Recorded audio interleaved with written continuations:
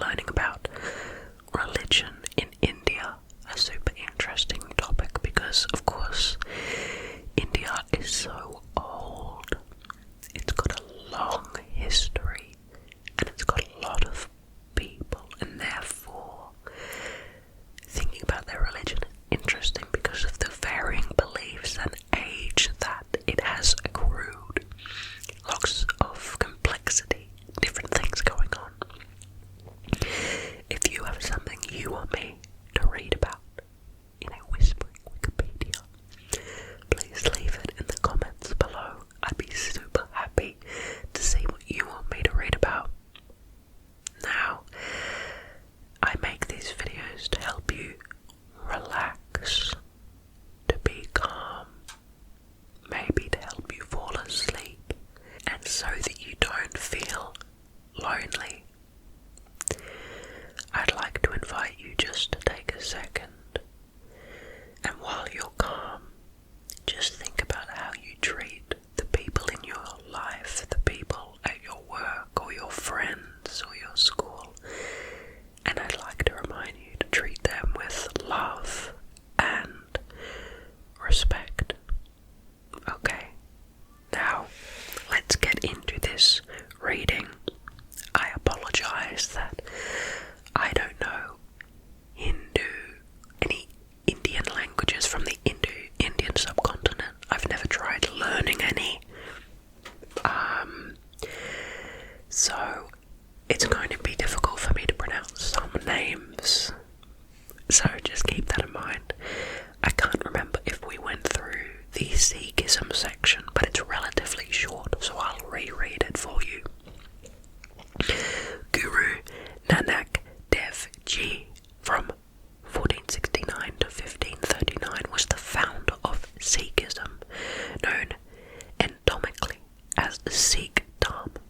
The Guru Granth Sahib was first compiled by the 5th Sikh Guru, Guru Arjan Dev, from the writings of the first 5 Sikh Gurus and other saints who preached the concept of universal brotherhood, including those of the Hindu and Muslim faith.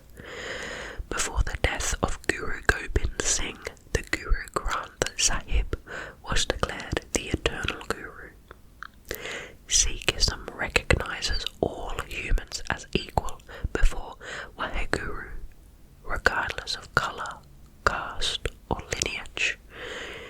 Sikhism strongly rejects the belief of fasting, superstitions, idol worship, and circumcision. The Sikhs believe in one eternal God and follow the teachings of the 10 Gurus, the 5 Ks of Sikhism. The Hukums of Guru Gobind Singh, Sikh Rihad, Maryada, and Nitnem.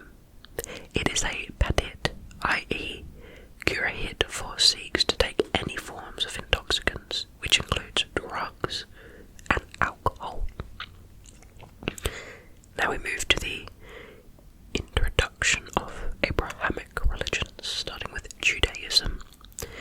Jews first arrived as traders from Judea in the city of Kochi, Kerala, in 562 BCE.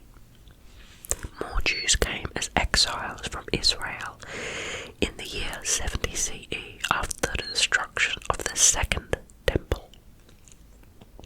Christianity was introduced to India by Thomas the Apostle, who visited Muziris in Kerala in 52 CE and proselytized natives at large, who are known as St. Thomas Christians, also known as Syrian Christians or Nazarene today. The first church in India is St. Thomas Syro-Malabar Church, Palayuru, located in Thrissur district of Kerala in 52 AD. Although the exact origins of Christianity in India remain unclear, there is a general scholarly consensus that Christianity was rooted in India by the 6th century AD, including some communities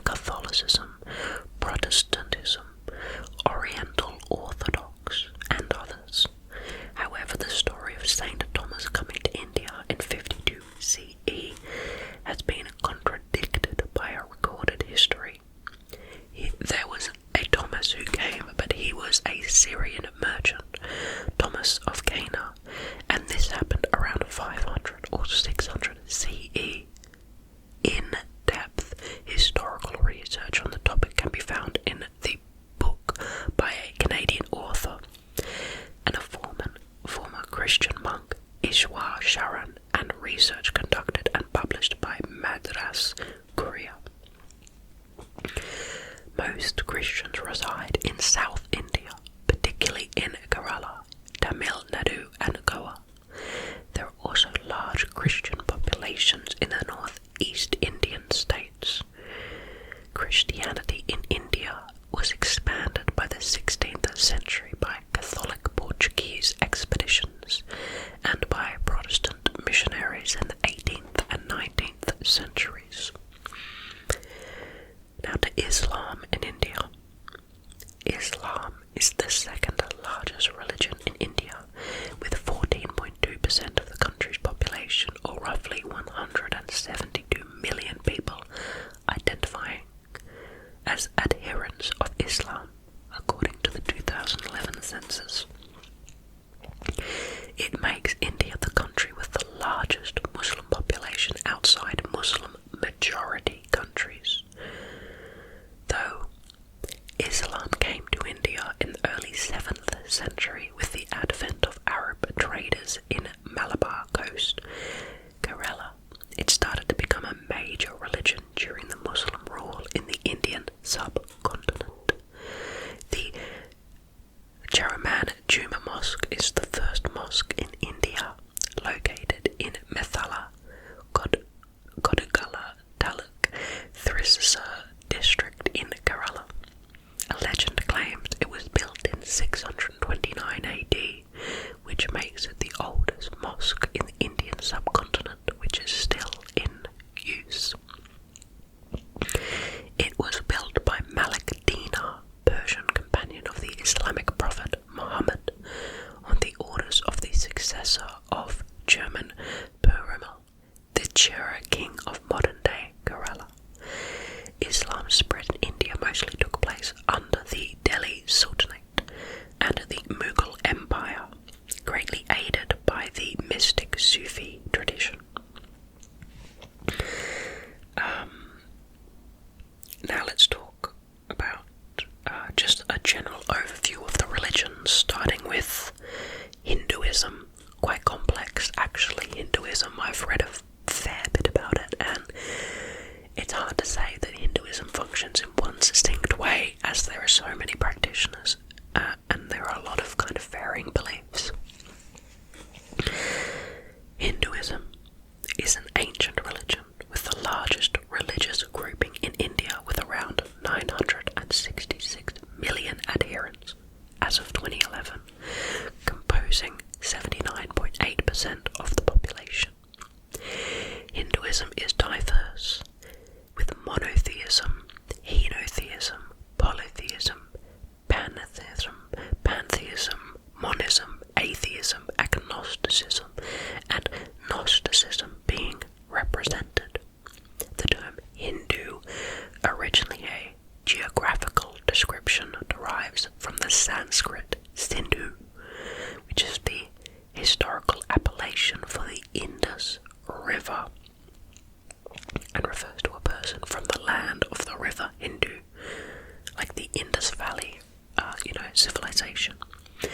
The Hindus call their religion as Sanatana Dharma, or eternal way. The adherents of Sanatana Dharma call themselves as Sanatani, the original word for the adherents of Sanatana Dharma. Now to Buddhism. Buddhism is an Indian tradition, transtheistic religion, and a philosophy. Around 8.5 million Buddhists live in India, which is around 0.7% of the population.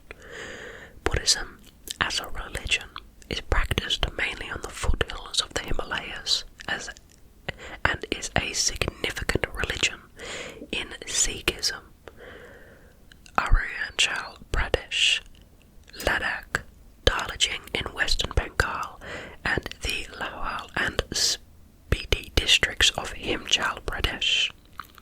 Besides, a significant number of Buddhists reside in Maharashtra. They are Buddhists or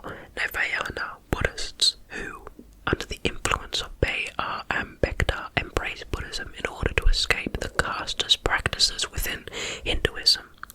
I actually think a lot of people were brought to Buddhism specifically because of the caste system. Not only because of this specific person, but I think in general, when I was reading about it, it seemed like a tempting option for people, especially in the lower castes. Ambedkar is a crucial figure along with Ankarika Dharmapala of Sri Lanka and Kripasaran Mahasathavira of Chittagong behind the revival of Buddhism in India in the 19th and 20th centuries. The escape of the 14th Dalai Lama, Tenzing Gyatso, to India, fleeing Chinese occupation of Tibet in 1959 and setting up the Tibetan government in exile at Dharamshala in Mukleodgang in Himachal Pradesh, has also accelerated the resurgence of Buddhism in India, which makes sense.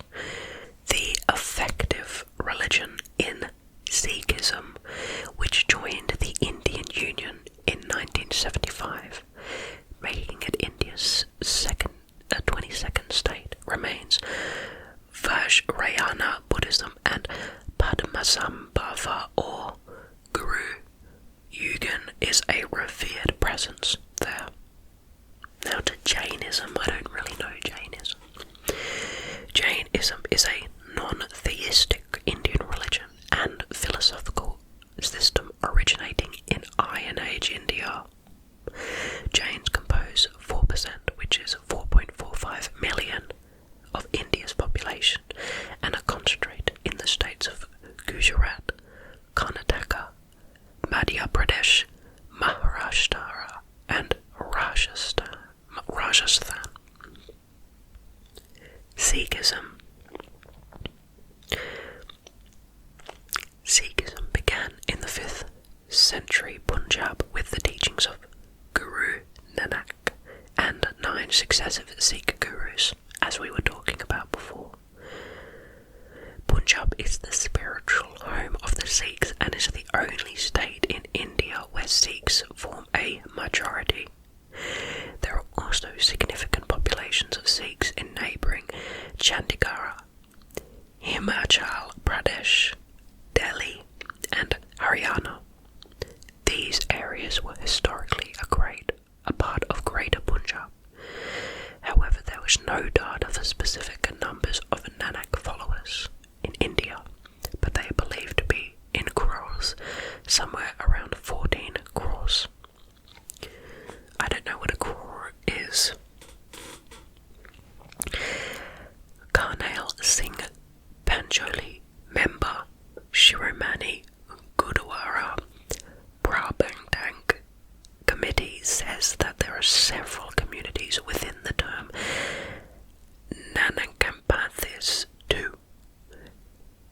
There are groups like Siklinga, Vanjare, Nirmali, Lubani, Jori, Santamayi, Odysseus, etc., who call themselves Nanakampathis.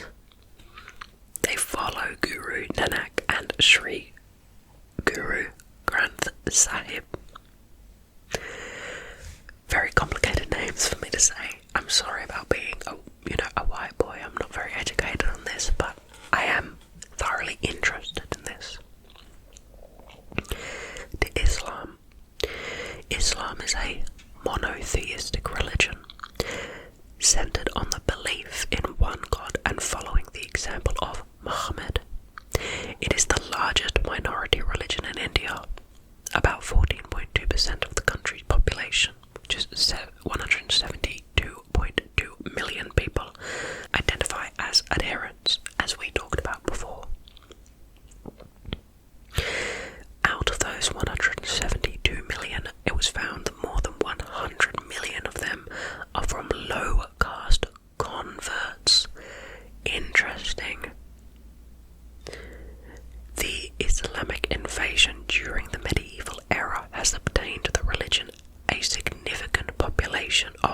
adherents. The religion is regarded as a minority religion, and the adherents are given special privileges. It makes India the country with the largest Muslim population outside Muslim-majority countries. Muslims are a majority in states Jammu and Kashmir and Lakshadweep, and live in high concentrations in Uttar Pradesh, Bihar, West Bengal, Assam and Kerala. There has been no particular census conducted in India with regards to sects, but sources suggest the largest denominations is Sunni Islam, with a substantial minority of Shiite Muslims and Ahmadi Muslims. Indian sources like Times of India and DNA reported the Indian Shiite population in mid-2005 to 2006 to be between 25% and 31% of entire Muslim populations of India, which accounts for them to be in the numbers of about 40 to 50 million. Now we look at the controversy of Muslim population in India. This is all rather controversial. If you start saying anything quantitative or qualitative about the information here, I haven't said anything about my opinions yet. I've only said about the statistics. So let's say what controversial thing they have to say. As per 2011 census of India, it was found 172 million. As per a recent estimate in 2020, Indian Religious Demography by Pew Research Center, it has been found that 213 million Muslims are living in India, which is 15.4%. That's quite a lot more. But however, at the same time, many individual experts have said the Muslim population in India is more than this expected result, leading to a heated debate and controversies, as their claim of being that estimation as truth is still not known today. As per Zakir Naik, he claimed that India has 250 to 300 million Muslims. He also told that the government of India suppresses real Muslim population. As the author Shakir Lakhani, there should be at least 90 million Indian Muslims who have not been registered by Indian authorities during the last census. I wonder what he's basing that on, if he's done any specific study or something about it. I don't know anything about this topic. This means that in 2011 there were at least 22 Muslims out of every 100 Indians. There should have been about 262 million Muslims in the 2011 census instead of 172 million, as reported by the Census Authority earlier. Interesting, a very interesting controversy indeed. I wonder what that is based on.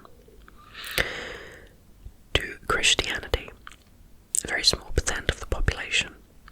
Christianity is a monotheistic religion centered on life and the teachings of Jesus as presented in the New Testament.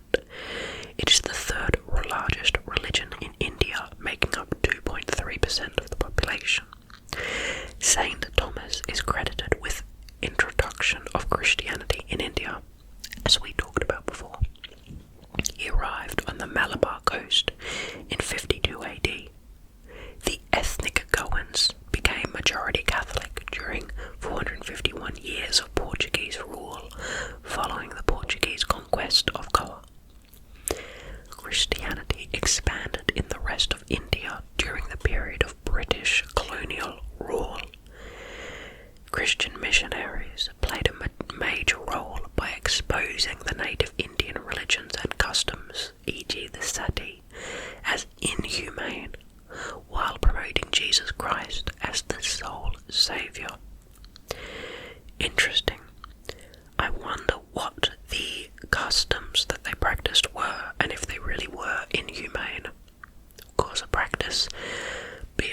religious or not can be inhumane, or that could also be a political thing about them saying that.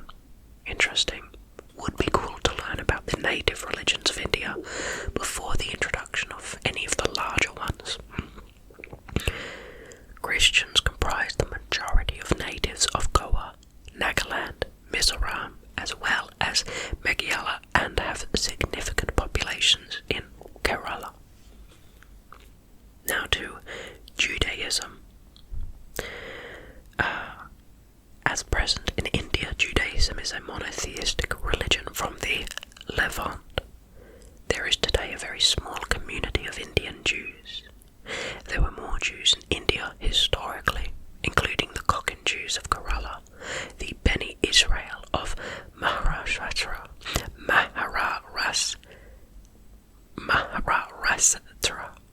and the Baghdadi Jews near Mumbai.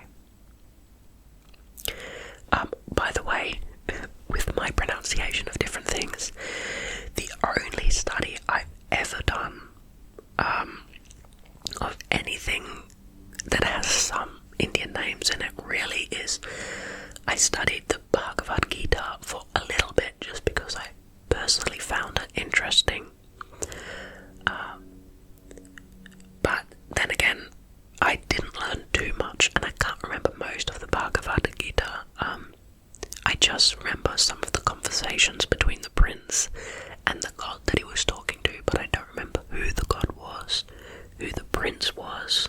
You know, it was quite complex for my little brain.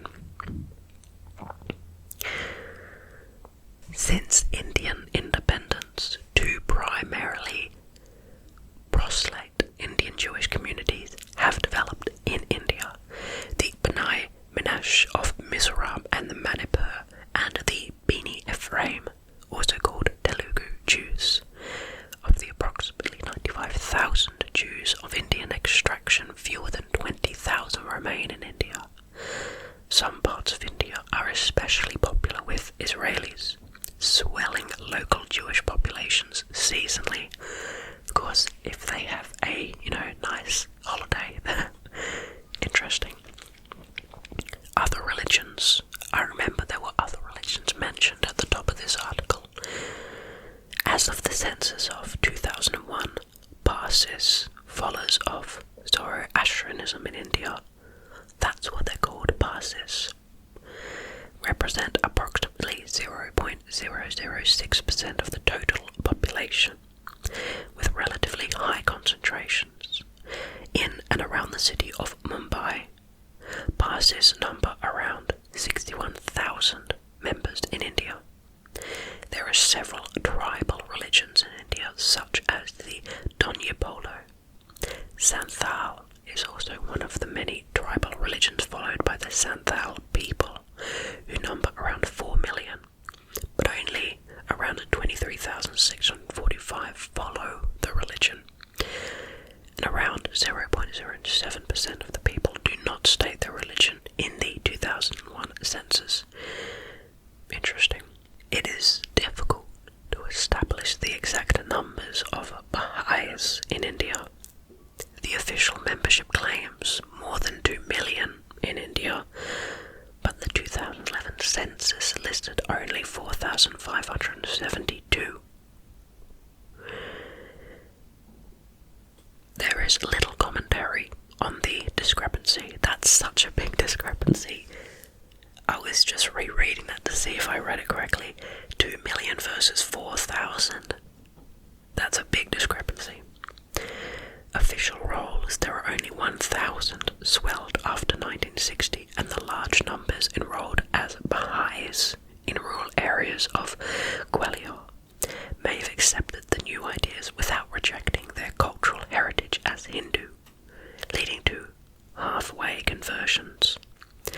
Baha'i membership rolls record who has professed belief, but no action is required to maintain membership. As a result, they tend to overestimate the number of self-identifying Baha'is. That's from the Association of Religion Data Archives. Estimated in 2015 that the Baha'i community is 0.2% of the total population of India.